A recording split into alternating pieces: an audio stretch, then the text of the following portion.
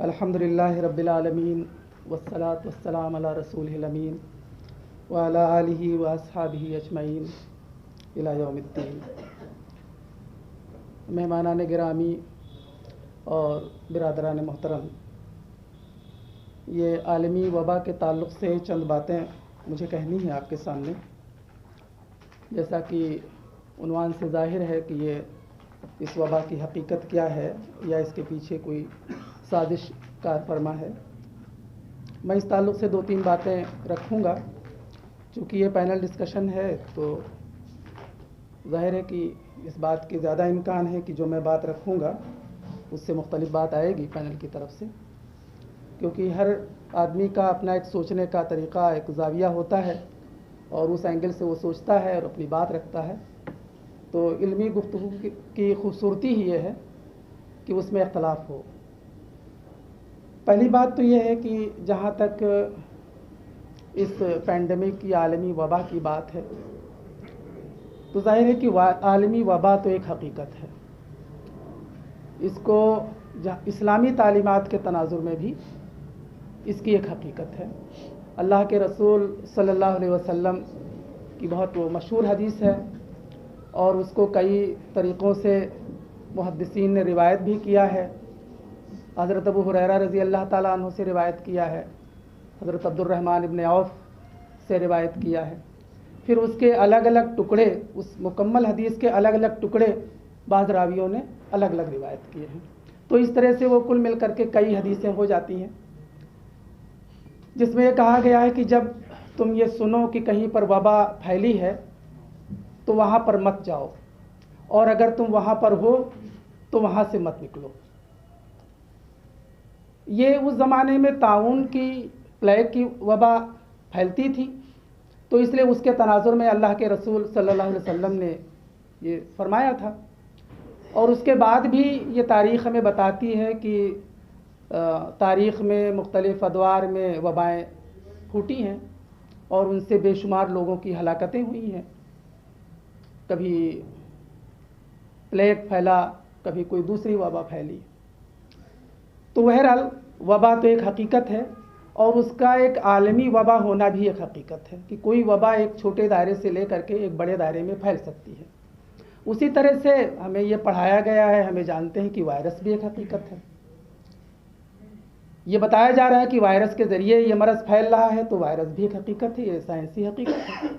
उसके साथ साथ वायरस के ताल्लुक़ से ये बात भी बताई जाती है कि वायरस अपने शक्ल सूरत और अपने मिजाज, जिसको म्यूटेशन कहते हैं, वो बदलता रहता है और नए शक्ल में आता है। तो जब वो नए शक्ल में आता है तो जब वो कोई मरज़ पैदा करता है तो मरज़ की जो अलामतें हैं, उसके सिम्टम्स जो हैं वो अलग अलग नुमाया होते हैं। तो गोया कि वायरस भी एक हकीकत है और वायरस का म्यूटेशन होना भी एक हकीकत है। तो जब म्यूटेशन होगा और म्यूटेशन के ज़रिए से वो मरज़ बनेगा तो ज़ाहिर है कि उस मरज़ बिल्कुल वो नए मरज़ या नई अलामतों की शक्ल और सूरत में हमारे सामने आएगा। तो जब नई अलामतों की शक्ल और सूरत में वो मरज़ हमारे सामने आएगा तो ज़ाहिर है कि उसका कोई इलाज उस वक्त मौजूद नहीं होगा, वो एक नया मरज़ होगा।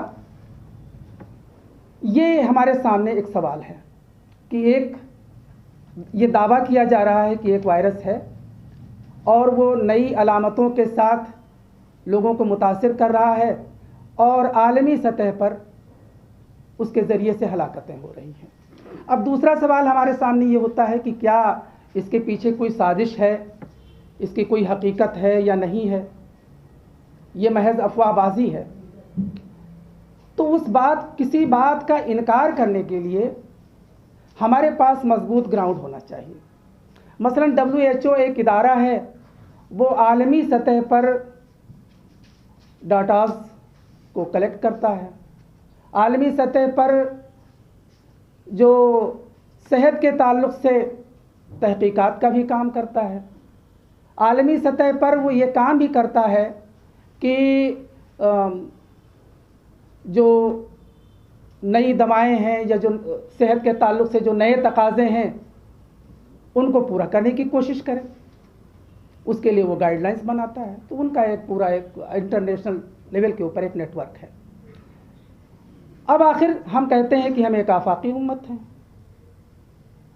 तो उस WHO के इस दावे को इनकार करने के लिए हमारे पास डाटा का कलेक्शन क्या है, हमारे पास तहकीक क्या है, और जो आलमी सतह पर जो सेहत के तकाज़े हैं उनको पूरा करने के लिए ये उम्मत क्या कर रही है। तो जब हम ये कहते हैं कि नहीं ये महज अफवाह है और इसकी कोई हकीकत नहीं है, तो इस दावे का इनकार करने के लिए हमारे पास मजबूत ग्राउंड होना चाहिए। तो महज ये कह देना और जोश में ये कह देना कि हम एक आफाकी उम्मत हैं लेकिन कुछ करना नहीं, तो इससे मसला हल होने वाला नहीं है। ये हो सकता है कि कुछ साजिशी लोग इसको ज़्यादा बढ़ा चढ़ा करके पेश कर रहे हों, जितनी हेल्थ इमरजेंसी वो बता रहे हैं आलमी सतह पर उतनी हेल्थ इमरजेंसी ना हो, ये मुमकिन है। लेकिन इसमें हमारी तो अपनी कमी माननी पड़ेगी कि उस बात को इनकार करने के लिए हमारे पास कोई ऐसा इदारा नहीं है और कोई ऐसी बुनियाद नहीं है, कोई ऐसी तहकीक नहीं है। जो कुछ भी अगर हम ये कह रहे हैं उसका WHO के दावे का इनकार कर रहे हैं, तो दूसरों के डाटास और दूसरों के फराहम करदा जो ख्यालात हैं उनकी रोशनी में। तो ये चीज़, इस बात को हमें ये एक्सेप्ट करना पड़ेगा कि उम्मत मुस्लिमा अगर ये आफाकी उम्मत है तो उसकी ये ज़िम्मेदारी है कि वो उसके पास आलमी इदारे हों, वो तहकीकात का काम करें और इंसानियत के जो आलमी तकाज़े हैं उनको पूरा करने के लिए, चाहे वो सेहत के ताल्लुक़ से हों चाहे वो माशरत के ताल्लुक़ से हैं, उनको पूरा करने के लिए उनके अंदर कोई मैकेनिज़्म होना चाहिए। तो ये तो हमें मानना पड़ेगा कि ये मैकेनिज़्म हमारे पास नहीं था। अब दूसरा सवाल ये उठता है कि क्या हमारे पास वसाइल नहीं थे, हम ये करने के लिए नाचार हैं, नाकारा हैं। तो शायद मैं इसमें कुछ ये इजाज़त चाहूँगा कि मैं अपना एक इंट्रोस्पेक्शन होना चाहिए कि मैं ख़ुद अपनी तनकीद करूँ। अपनी तनकीद में ज़ाहिर है शामिल है कि हम सभी शामिल हैं कि ऐसा नहीं है, ना उम्मत के पास पैसे की कमी है, न पेट्रोल की कमी है, न सोने की कमी है, न साइंसदानों की कमी है, न रिसर्च स्कॉलर्स की कमी है, किसी चीज़ की कमी नहीं, सब कुछ है आपके पास। लेकिन आप क्या कर रहे हैं कि आप भेड़ों को, बकरियों को सोने के चैन पहना रहे हैं। सोच की कमी है। हमारे ही स्कॉलर्स और हमारे ही साइंसदानों को दूसरे लोग मैनेज करते हैं और मैनेज करके हमारे पास लाते हैं। हमें न्यूज़ मिलती है कि हाँ वो अमेरिका के सदर ने एक मुस्लिम साइंसदान को अपॉइंट किया है कि कोविड के ऊपर वो वैक्सीन तैयार करे। सवाल ये है कि वो मैनेज कौन कर रहा है, उसको जो मैनेज कर रहा है किसके तहत वो काम कर रहा है, वो सोच हमारे पास होनी चाहिए। उस सोच को हम अभी तक डेवलप नहीं कर सके हैं। ये पूरे उम्मत मुस्लिमा का एक अलमिया है। एक और सवाल मैं आपके सामने रखना चाहता हूँ कि इस दौरान हम क्या कर सकते थे, अगर हमारे पास थोड़ा सा वक्त है। कि यूसुफ अलैहिस्सलाम का एक वाक़या हम पढ़ते हैं, कुरान से हमें गाइडलाइन मिलती है। एक इमरजेंसी की कैफियत पैदा होने वाली थी। उन्होंने अजीज़ मिस्र, जो मिस्र का बादशाह था, उसने ख्वाब देखा और ख्वाब की ताबीर पूछने के लिए उनको बुलाया गया। उन्होंने बताया कि नहीं, आपके मुल्क में एक इमरजेंसी पैदा होने वाली है। अब बात यहीं पर ख़त्म नहीं की, उन्होंने ख्वाब बता करके अपनी बात ख़त्म नहीं की, बल्कि उन्होंने कहा कि नहीं, इस इमरजेंसी का मुकाबला करने के लिए हमारे अंदर सलाहियत है और हम इसको मैनेज भी कर सकते हैं। आप हमें थोड़ा सा अख्तियार दीजिए, थोड़ा मौका दीजिए, हम इसको मैनेज भी कर सकते हैं। और उन्होंने दावे के साथ कहा। अब वही बात मैं कह रहा हूँ कि अगर उम्मत मुस्लिमा के पास वो डॉक्टर्स हैं, वो स्कॉलर्स हैं, वो रिसर्च स्कॉलर मौजूद हैं, वो पैसा मौजूद है जो उसमें इन्वेस्ट किया जा सके, तो हम उसको क्यों नहीं मैनेज करते? हमारे अंदर वो सोच क्यों नहीं है? हम मगरिब के, रूस और अमेरिका के रहम करम पर क्यों हैं? ये हमारे अंदर सवाल है, सोच की कमी है। तो यूसुफ अलैहिस्सलाम ने पूरा एक मंसूबा पेश कर दिया कि देखिए ये करेंगे और हम इसके ज़रिए से ये जो इमरजेंसी की कैफियत मुल्क में पैदा होने वाली है उसका मुकाबला करेंगे। अब उसका मुआवजना आप इन हालात से कीजिए कि पूरी दुनिया में अब सवाल ये है कि दो ही चीज़ें हैं, या तो आप इलाज करेंगे या आप तहफ़्फ़ुज़ करेंगे, प्रिवेंशन करेंगे। अब वो वबा जिसका कोई इलाज मौजूद ना हो, वो वबा जो एक नए वायरस के ज़रिए पैदा हो रहा हो, तो जाहिर है कि उसका प्रिवेंशन ही हो सकता है। प्रिवेंशन के ताल्लुक़ से सबसे सरीह और वाज़ेह तालीमात मुसलमानों के पास, किसी के पास नहीं थी। अल्लाह के रसूल सल्लल्लाहु अलैहि वसल्लम की वाज़ेह हदीस थी कि जब तुम ये सुनो कि कहीं पर वबा फैली है तो वहाँ पर मत जाओ, और अगर वहाँ पर हो तो वहाँ से मत निकलो। अब हुआ क्या, हमने क्या किया? अब हमारी ये जिम्मेदारी थी कि इस हदीस की रोशनी में जब हमने ये ख़बर पढ़ी, जब ये मालूम हुआ नवंबर में या दिसंबर में गुज़श्ता साल, तो हमारी जिम्मेदारी थी कि हम लोगों को मुतवज्जा करते कि देखिए फ़लाँ जगह वबा फैली हुई है, वो अभी मकामी है, और अगर आमद व रफ्त वहाँ से रही और लोगों की मिक्सिंग होती रही तो फिर ये वबा मकामी से आलमी में तब्दील हो जाएगी।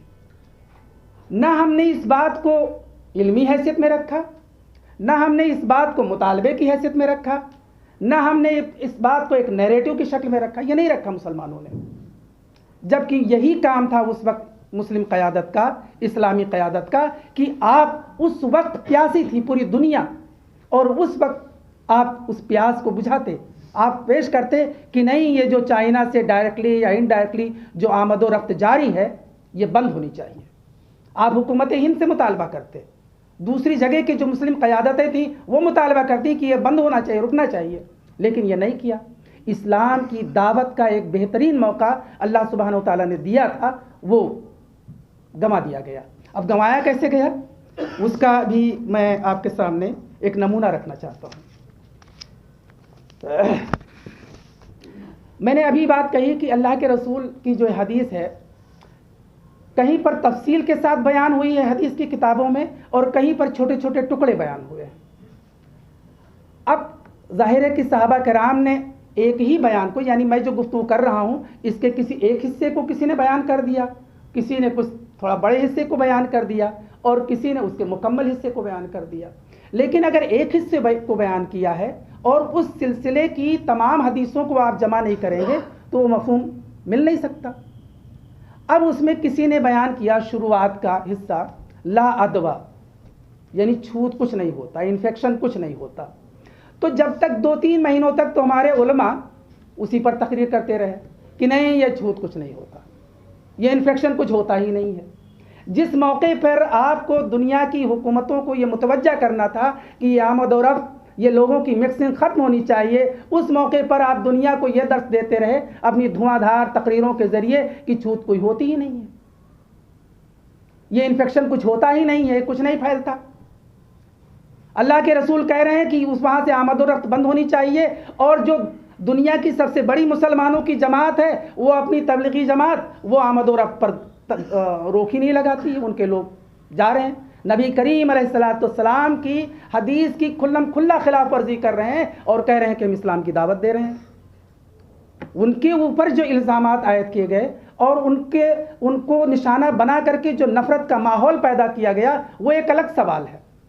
वहाँ पर तशद्दुद हुआ उन पर, उनको जो जेलों में डाला गया वो गलत हुआ, उनके इरादे गलत थे, लेकिन उनका भी ये इक़दाम गलत था कि जब आपने सुन लिया, जब आपको ये ख़बर मिल गई कि फ़लाँ जगह पर वबा फैली है और उसके असरात फ़लाँ मकामात पर हैं, तो वहाँ के लोगों को बुलाना और जमात में गश्त करवाना ये नबी करीम अलैहिस्सलाम के हुक्म की सरी खिलाफ वर्जी थी। आपको जो दावत उस वक्त आम इंसानों को देनी चाहिए वो दावत नहीं दी गई। अब उसमें देखिए कि अल्लाह के रसूल सल्लल्लाहु अलैहि वसल्लम ने जो कहा है, तो अब एक साहबी ने बयान कर दिया कि ला अदवा, यानी छूत कोई नहीं होता। अब इसी को उन्वान बना करके, इसी जुज़ को उन्वान बना करके तकरीरें हुई, लेकिन उसी मौके से एक दूसरी हदीस है उसी सिलसिले कलाम में, जिसमें नबी करीम अलैहिस्सलाम ने फरमाया कि जुज़ामी से इस तरह से भागो जैसे शेर से भागते हो। अभी हमने जो वो बताया कि जहाँ पर सुनो कि वबा फैली हुई वहाँ पर नहीं जाना है, और उसके बाद नबी करीम अलैहिस्सलाम कह रहे हैं कि जुज़ामी से इस तरह से भागो जैसे कि शेर से भागते हो, यानी उससे दूरी बनाओ, उससे डिस्टेंसिंग पैदा करो। नबी करीम अलैहिस्सलाम की एक बहुत मशहूर हदीस है कि जो पेट के मरज़ में मुब्तला हो करके मरा उसने शहादत का दर्जा पाया। पेट के मरज़ से मुराद कॉलरा है, यानी कॉलरा एक ऐसी एक्यूट बीमारी है कि अगर उसमें इंसान मुब्तला हो गया, आज भी उसको ख़तरनाक माना जाता है। आज भी तबीब के लिए ये वाज़ेह गाइडलाइन है कि अगर आपके पास ये आता है तो पहले आप इसको रिपोर्ट कीजिए, आप इलाज मत कीजिए, आपको रिपोर्ट करना है। तो इसी वजह से अल्लाह के रसूल सल्लल्लाहु अलैहि वसल्लम ने फरमाया कि चूंकि इस वक्त इसका कोई कंट्रोल नहीं है और इसमें जो मुब्तला होता है गोया कि एक इम्तिहान में मुब्तला होता है, तो ऐसा शख्स शहीद है, उसको शहादत का दर्जा मिलेगा। इसी तरह से नबी करीम अलैहिस्सलाम ने फरमाया कि बदशुगूनी यानी शुगून लेना ये इसकी कोई हकीकत नहीं है। लेकिन नबी करीम अलैहिस्सलाम ने उसी सिलसिले कलाम में एक और हदीस है, वो मैं आपके सामने पढ़ता हूँ। अल्फाल अस्सुल्ह अल कलिमतुल खैर, अच्छा शुगून ये है अच्छी बात कहना, वही अल्फाज इस्तेमाल किए हैं।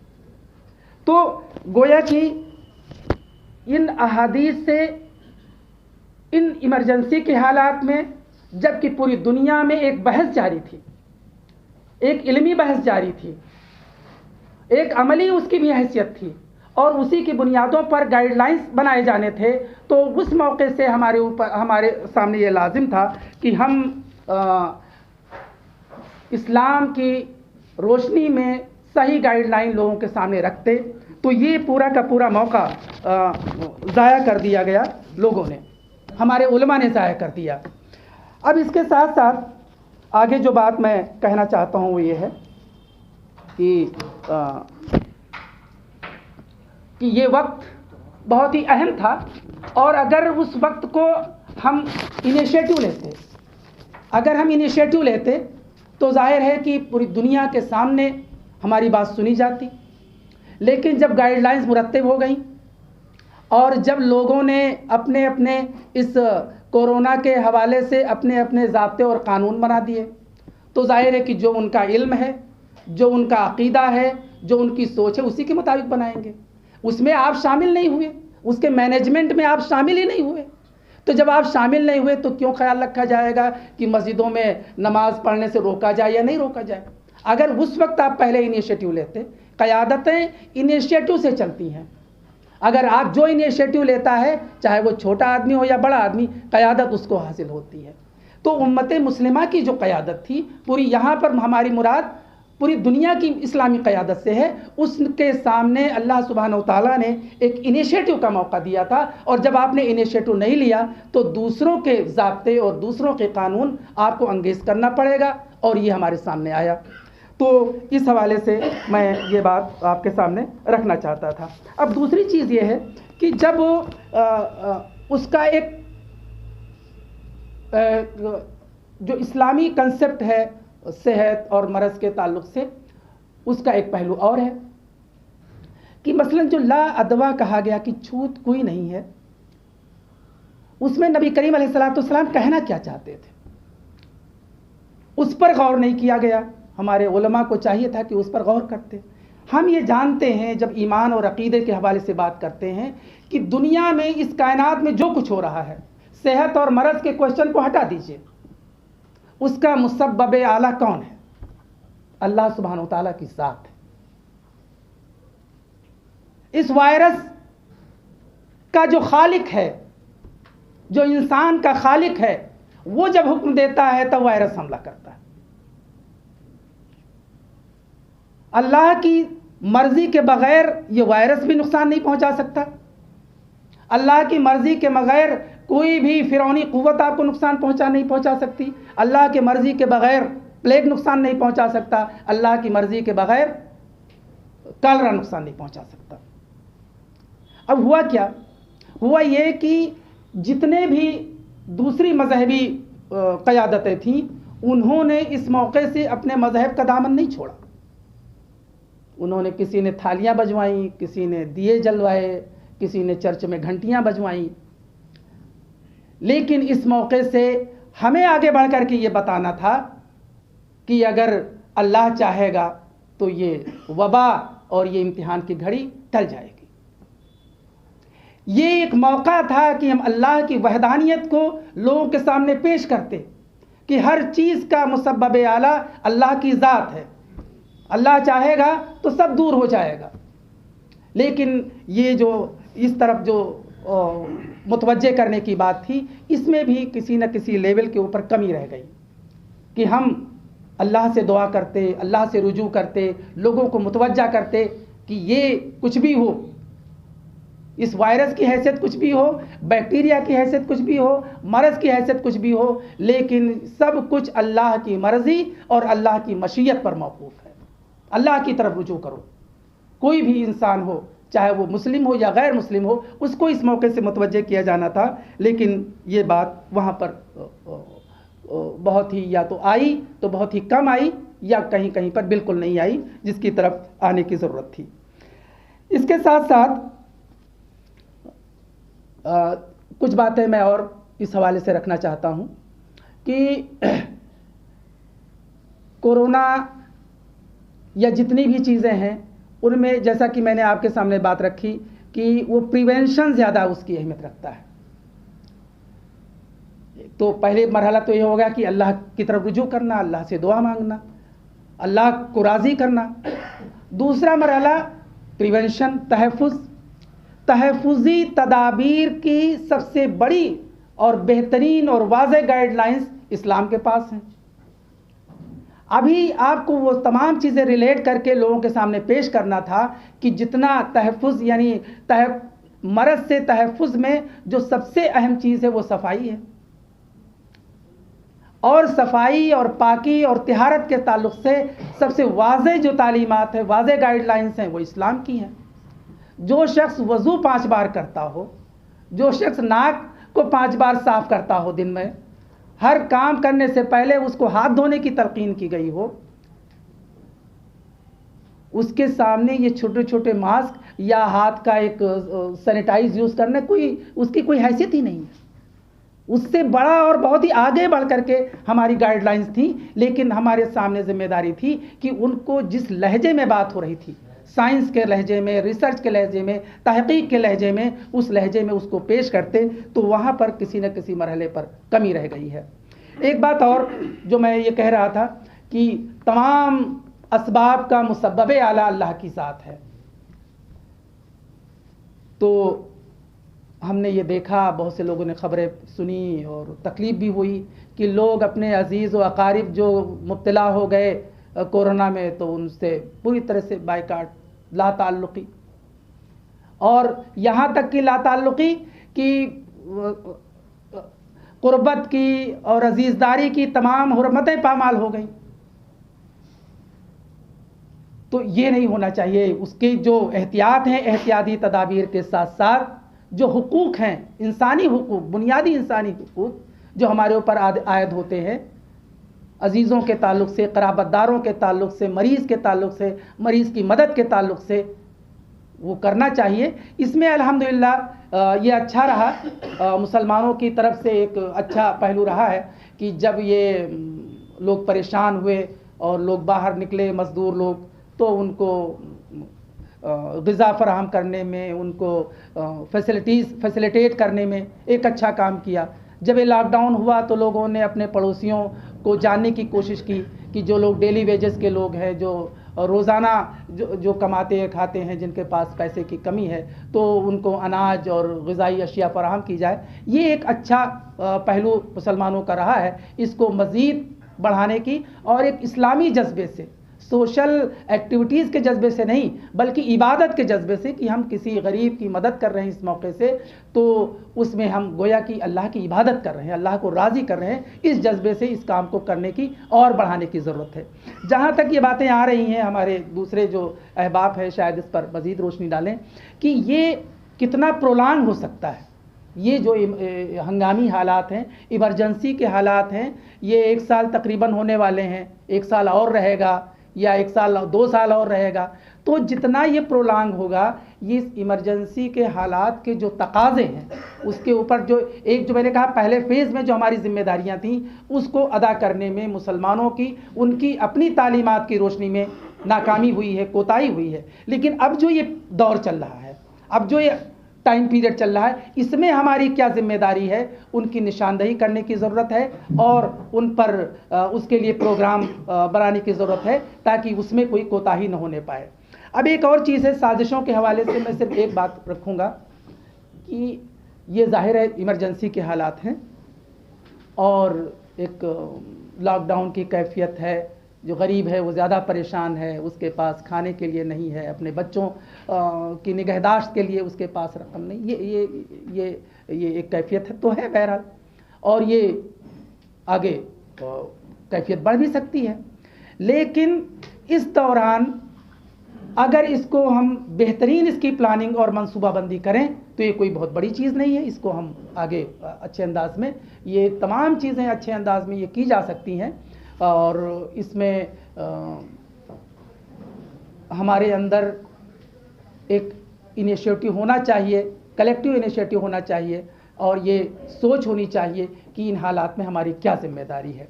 साजिशों के ताल्लुक़ से ये सोच होनी चाहिए कि जब भी कोई हालात पैदा होते हैं तो उन हालात का फ़ायदा उठाने के लिए हर लोग कोशिश करते हैं। यानी अगर ये इमरजेंसी के हालात हैं तो हुकूमत भी चाहती, हुकूमत के लिए इमरजेंसी के हालात ज़्यादा सूटेबल होते हैं। कोई भी कानून पास करना चाहे पास करें, कोई पूछने वाला नहीं है। जितना भी करप्शन और घोटाला करना चाहें उनके लिए बड़ा मौका है। तो इस तरह के हालात में सबकी ये जिम्मेदारी है। जो घोटालेबाज हैं वो भी ये सोच रहे हैं कि हम इसका क्या फ़ायदा उठा सकते हैं। मोदी साहब ये सोच रहे हैं कि इसका क्या फ़ायदा उठा सकते हैं। हमारी भी जिम्मेदारी है कि हम इन हालात का जायज़ा लें। सिर्फ साजिशों पर हम बात न करें कि इन हालात में हमारी क्या जिम्मेदारी है। हम अपनी तहरीक को, अपनी दावत को, अपने पैगाम को, अपनी जिम्मेदारियों को अच्छी तरह से इसमें पहचानने की कोशिश करें और लोगों तक पहुँचाने की कोशिश करें। व आखिर दावाना अनिल हम्दुलिल्लाहि रब्बिल आलमीन।